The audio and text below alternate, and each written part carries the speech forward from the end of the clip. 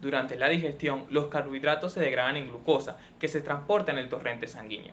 En personas sanas, las células beta del páncreas producen la hormona insulina, que se unirá a su receptor específico en la membrana celular, induciendo la ingesta de glucosa a la célula para otorgar combustible y disminuir los niveles de glucemia, lo cual no ocurre en la diabetes, siendo esto un grupo de afecciones caracterizada por un alto nivel de glucosa en sangre, causando problemas en la salud que amenazan con la vida.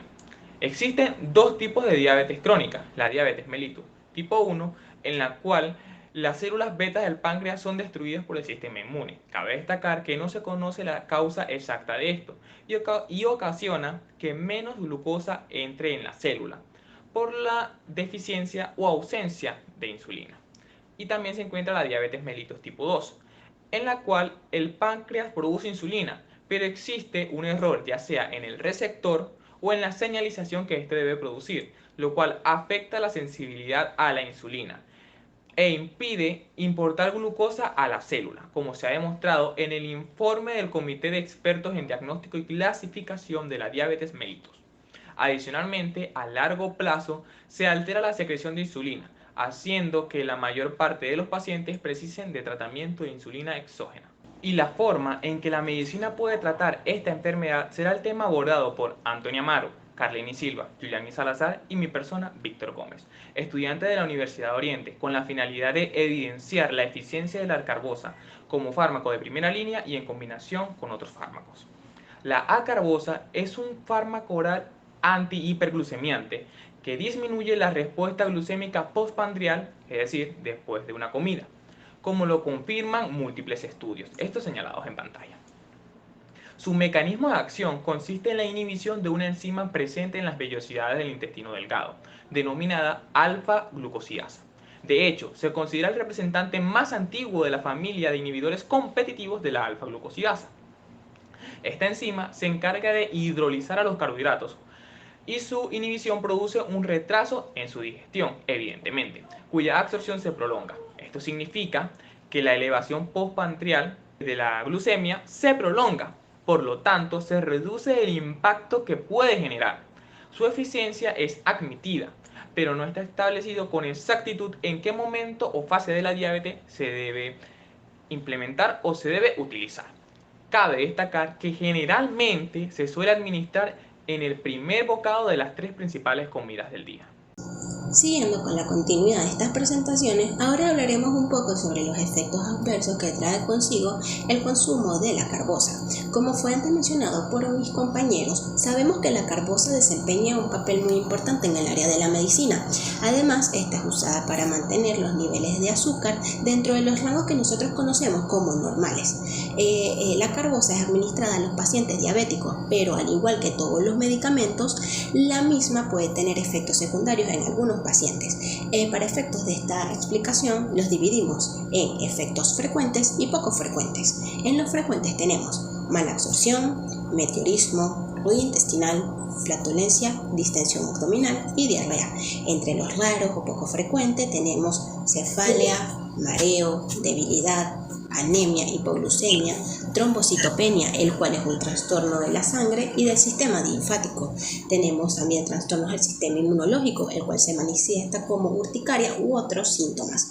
Tenemos trastornos vasculares, el cual son el edema. Un ejemplo de esto son hinchazón a las piernas. También tenemos obstrucción intestinal, puede manifestar trastorno hepatobiliar, el cual esto es caracterizado por un aumento en los valores de las enzimas. ¿Cuáles son ellas? Bueno, son las transaminasas, las fosfatasas alcalinas y las gammas. Además, el paciente puede referir una coloración amarillenta en su piel. Esto se le conoce como ictericia y esto es otro efecto secundario. Y como último tenemos que se manifiesta muy rara vez, pero es hepatitis. Estos son algunos de los efectos secundarios que puede contener el consumo de la carbosa, pero como ellos existen muchísimos más. Acá tratamos los más importantes. Ahora, lo más recomendable es consultar al médico las dosis exactas que tenemos que consumir de este medicamento. Además, debemos informarnos sobre los efectos secundarios para saber qué hacer en caso que se manifiesten. Ahora, Como siguiente punto a tratar son los diversos estudios médicos los cuales ponen en evidencia la efectividad de la carbosa en diversos tratamientos, principalmente para personas diabéticas. Fueron hechos seleccionados tres estudios. El primero es el efecto de la carbosa sobre la sensibilidad de la insulina en pacientes ancianos con diabetes. Para ellos fueron estudiados 45 personas que experimentaron diabetes tipo 2 y tienen también un fracaso del tratamiento dietético. Los pacientes que recibieron acarbosa en relación con los que recibieron placebo mostraron una reducción media en la glucosa plasmática en ayunas, y los pacientes que recibieron acarbosa mostraron un incremento en la sensibilidad de la insulina. Ahora, como segundo estudio tenemos los efectos del tratamiento con acarbosa en pacientes diabéticos tipo 2 bajo una dieta. Aquí los pacientes fueron estudiados o tuvieron un seguimiento de 2 años. Fue un número de 60 pacientes con diabetes tipo 2 y también con un fracaso nutricional. En ellos se evidenció un descenso en los valores de hemoglobina glicosilada de un 0,9%, mayor en los que recibieron acarbosa. Ahora, como último y tercer estudio, tenemos la influencia de la monoterapia de 16 semanas con acarbosa sobre los factores de riesgo cardiovascular en sujetos obesos con diabetes mellitus. Aquí se demostró en pacientes con diabetes tipo 2 diagnosticados con sobrecarga oral de glucosa. Ellos experimentaron un descenso modesto en el peso corporal, en la tensión tanto diastólica como sistólica. Ellos demostraron además un incremento en la sensibilidad de la insulina sin modificar la capacidad segregadora del páncreas. Estos fueron los 3 estudios que demuestran la efectividad de lo que es la carbosa en los pacientes. Muchísimas gracias. Acarbosa en combinación con otros fármacos. Varios estudios han sido enfocados para evaluar la eficacia de añadir acarbosa con diferentes fármacos de hipoglucemiantes y en diferentes momentos evolutivos antes o después de que alcanzaran la dependencia de la insulina. Un estudio realizado por López Alvarado y Coles, donde tratan la comparación de los efectos que tiene añadir acarbosa o insulina en pacientes insuficientemente tratados con sulfonilureas y metformina. La carbosa logra frente al placebo una reducción mayor a los valores de hemoglobina A1C del 10% y de la glucosa plásmica en ayunas del 15%. Sin embargo, esta reducción es más importante administrando una sola dosis de insulina nocturna, alcanzando el 40% de la hemoglobina A1C y la glucosa plásmica el 23% estando en ayunas. Otro estudio realizado por Cal Pascual y García Onduvila, donde trató la comparación entre la carbosa, la metformina e insulina en pacientes diabéticos de tipo 2, donde hubo un fracaso de la sulfonilurea, se demostró que al añadir a carbosa a pacientes insuficientemente tratados con dosis máxima de sulfonilureas, se producía una reducción más modesta en dichos valores, siendo de igual forma inferiores a las que presentaba cuando se añadía metformina o insulina. Tanto la metformina como la insulina presentaban ventajas añadidas sobre la sensibilidad a la insulina y los niveles plásmicos de lipoproteínas. En el estudio de comparación de la carbosa y metformina en pacientes con diabetes mellitus de tipo 2 insuficientemente controlada con dieta y sulfonilureas, el cual fue un estudio aleatorizado y controlado con placebo, y este estudio fue realizado por Wilson y Coles, encontraron un comportamiento parecido entre la carbosa y la metformina cuando se añadía a dosis máxima de sulfonilureas. Sin embargo, la metformina tenía ventajas sobre otros aspectos como la ganancia de peso. En el estudio del efecto de la carbosa sobre la sensibilidad de la insulina en pacientes ancianos con diabetes realizado por Mennelly y Coles, se encontró que unos pacientes tratados insuficientemente con dosis máximas de sulfonilureas demuestran unos resultados parecidos a la añadida carbosa, donde varios estudios valoran la eficacia de añadir carbosa en pacientes con diabetes de tipo 2 tratados con insulina, es decir, en una fase de evolución más tardía, cuando existe un mayor déficit en la secreción de insulina.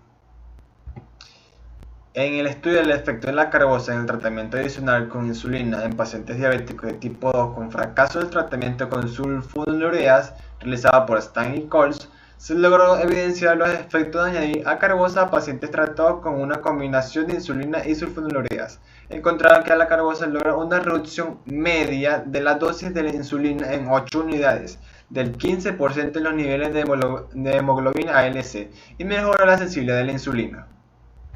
A diferencia del estudio de Guberno y Coles, que fue un estudio de los efectos de añadir las sulfonilureas en comparación con acarbosa en pacientes tratados con insulina NPH y regular en 2 dosis diarias, los estudios no dieron ningún resultado ni ninguna ventaja. Pero en el estudio del efecto del tratamiento con acarbosa e insulina en pacientes de diabetes mellitus no insulinodependiente asociada a cirrosis hepática no alcohólica realizado por Gentel y Coles, los pacientes con cirrosis hepática y diabetes de tipo 2 tratada con insulina se les añadió acarbosa, además de que se encontró unos efectos equivalentes sobre el control glucémico, estimando una reducción del 10% de la glucosa plásmica en ayunas y en el valor de hemoglobina A1C, obteniendo una mejoría en la flora intestinal, muy importante para la prevención de la encefalopatía hepática. Además, cabe destacar que por la relevancia que para el tratamiento de la diabetes de tipo 2 tiene el estudio de la UKPDS, que trató con 1946 pacientes, de los cuales fueron estudiados y tratados durante 3 años, pero solamente el 39% terminó el estudio, debido a que el resto se retiró a efectos secundarios como flatulencias y diarrea. La mediana de la hemoglobina A1C descendió modestamente un 0,2%, siendo la diferencia con el placebo de 0,5%. En este estudio no se observó diferencia en otros parámetros bioquímicos ni en la evolución de las complicaciones. La acarbosa y la diabetes tipo 1 no existen estudios controlados aleatorios ni tampoco doble ciego que demuestren la eficacia del tratamiento con acarbosa en el tratamiento de los pacientes con diabetes de tipo 1. Tan solo existen 2 estudios en que se demuestra alguna ventaja, como la disminución del tiempo entre la administración de insulina y la ingesta de la comida, o la menor necesidad de insulina para metabolizar los alimentos ricos en carbohidratos ingeridos. Gracias a todo lo anterior, se ha podido demostrar que en función de los hallazgos encontrados en los estudios realizados de forma aleatoria y controlada, la acarbosa es efectiva para el tratamiento de la diabetes tipo 2, especialmente en la fase inicial o prematura de la enfermedad, en la cual se puede llegar a los valores óptimos de glucemia plasmática mediante una reducción en ayunas entre un 10 y 15%, y la HbA1c, que es una prueba de hemoglobina, una reducción entre el 5 y el 10%. Si el tratamiento con acarbosa se insatura precozmente, por ejemplo, en pacientes que no alcanzan un buen control glucémico con un tratamiento higiénico dietético, el control glucémico puede acercarse al considerado óptimo. Y además se puede conseguir ventajas añadidas sobre la sensibilidad a la insulina. Si se insatura una fase más avanzada de la enfermedad, por ejemplo en pacientes con un fracaso secundario a dosis máxima de hipoglicemiante oral, los efectos beneficiosos sobre el control glucémico son más modestos, no se alcanzan los niveles considerados óptimos en dichos parámetros, y su eficacia es menor a la que se obtienen con otros tratamientos farmacológicos. Por ejemplo, con la insulina o metformina, cabe destacar que no existe ninguna evidencia científica que demuestre que afecte la evolución de las complicaciones de la diabetes, y el tratamiento suele ser dejado por el paciente debido a sus efectos secundarios. Por lo tanto, su relevancia clínica en la diabetes tipo 2, fase inicial, y no existe evidencia que demuestre su eficacia en la diabetes mellitus tipo 1. Ahora bien, recordando al científico Joel Dalton, una vez dijo: el trabajo sin duda puede encontrar interesante por los que se interesan en él. Muchas gracias por su atención.